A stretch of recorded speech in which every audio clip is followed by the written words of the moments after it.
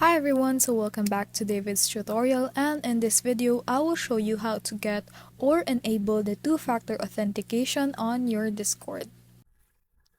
To set up a two-factor authentication on your Discord account this is what you will need to do. You should open Discord, then go to your settings or user settings section.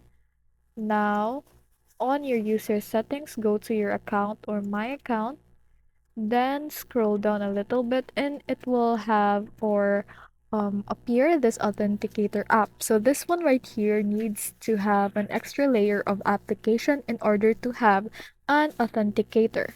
So you will need to configure an application in order to have this one to enable. So you just want to activate it with your login code with the app, or if you want to manually do it, then you can just type this one right here, and or if you want to scan the code, then it is actually a lot easier.